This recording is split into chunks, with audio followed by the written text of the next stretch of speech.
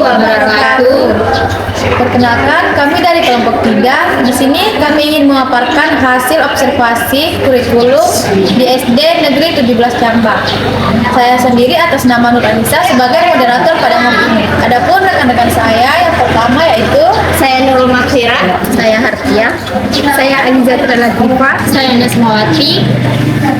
Baik, untuk materi pertama yaitu landasan dan evolusi kurikulum akan dipaparkan oleh Nurul Makfirah.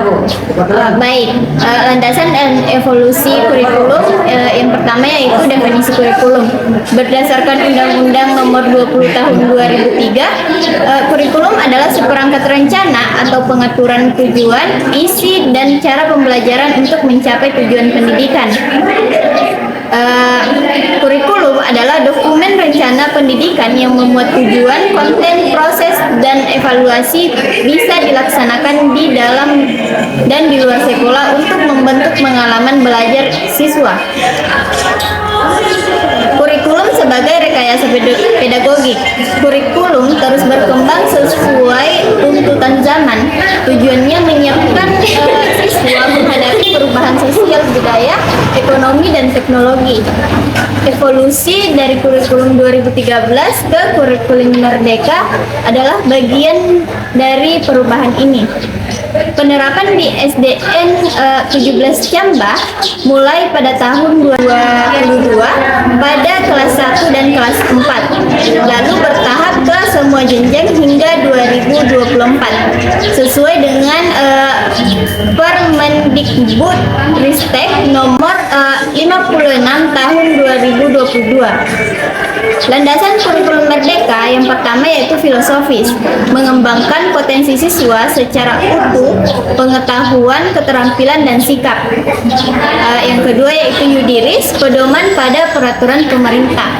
Yang ketiga, sosial psikologis, sesuai kebutuhan dan kemampuan siswa yang beragam.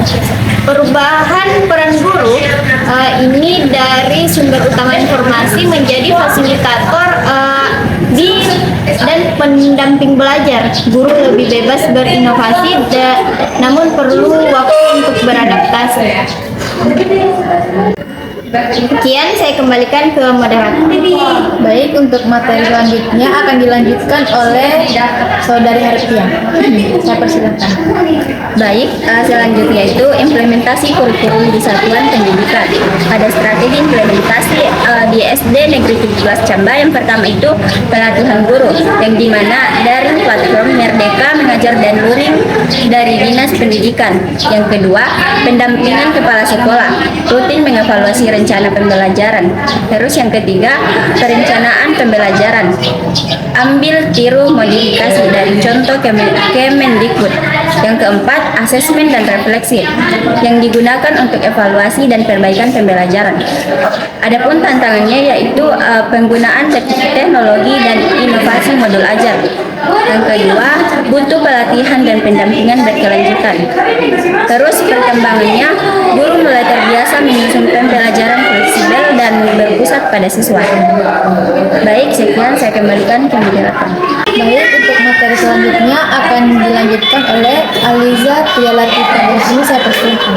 Baik, pada bab 6 prinsip penerapan kurikulum dan yaitu prinsip utamanya yang pertama itu fleksibel, kemudian relevan, efektif, dan efisien, dan berpusat pada peserta didik. Pada penerapannya di SD Negeri 17 Cambak, pembelajaran berdiferensiasi sesuai kebutuhan siswa.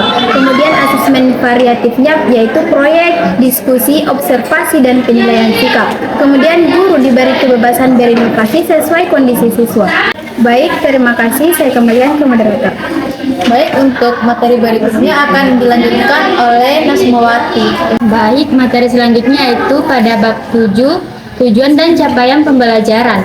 Tujuan utama kurikulum Merdeka yaitu membentuk profil pelajar Pancasila.